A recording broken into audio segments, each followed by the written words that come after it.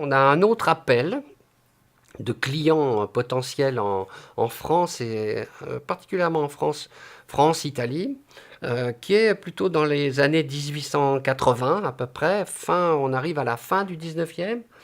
Et là, ce sont les préhistoriens qui, autour d'un certain nombre de musées français, en particulier, prenons l'exemple du musée du Périgord, Périgueux, la Dordogne, l'homme préhistorique, Lascaux, etc., tous ces préhistoriens vont se dire, tiens, on va comparer les objets de l'homme préhistorique avec les objets, puisque c'était ça un peu l'idée qu'un certain nombre de personnes se faisaient, des Kanaks, des Australiens, des Néo-Zélandais, etc., des hommes préhistoriques contemporains.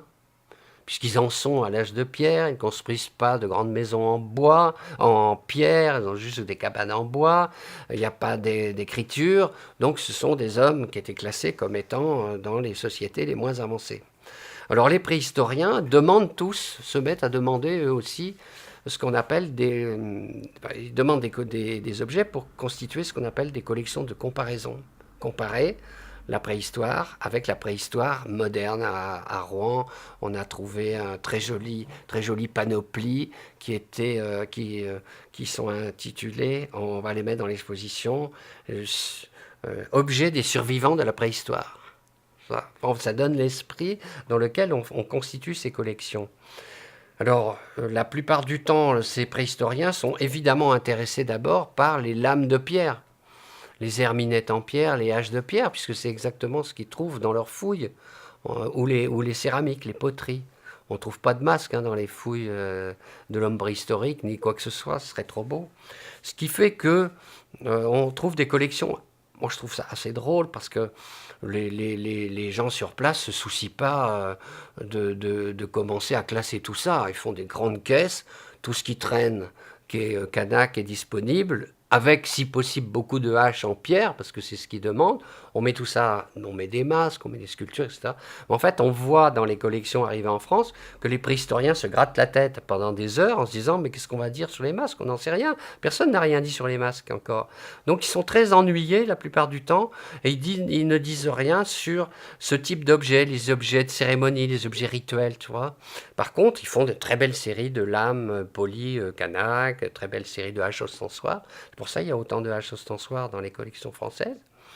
Et parce qu'il y a cet appel de clientèle, alors qui fournit, on l'a dit tout à l'heure, mais il y a aussi des marchands qui commencent à s'installer sur la place de Paris en particulier, et qui vont eux aussi trouver des correspondants sur place et vendre les objets à partir de listes qu'ils envoient dans les musées. On en a retrouvé, le musée de Toulouse est connu pour ça.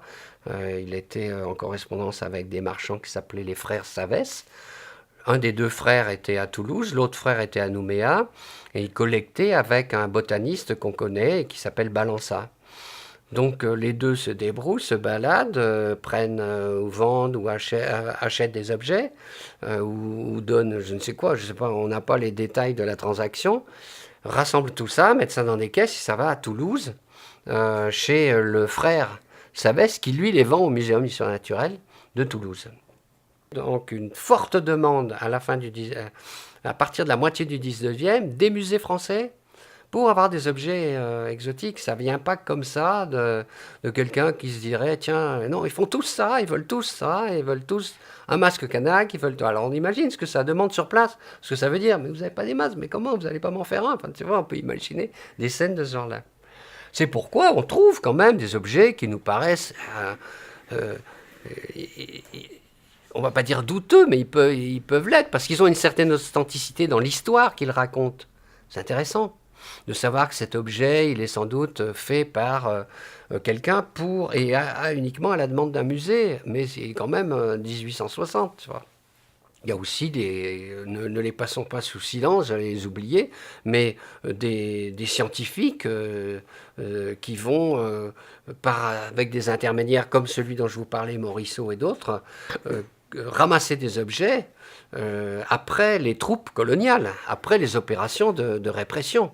On a un certain nombre d'objets qui sont ramassés dans les ruines des villages. Hein. Donc ça, c'est beaucoup plus triste et discutable comme type de collecte, si on peut appeler ça de la collecte. On voit là un peu cette période de la collecte coloniale, hein.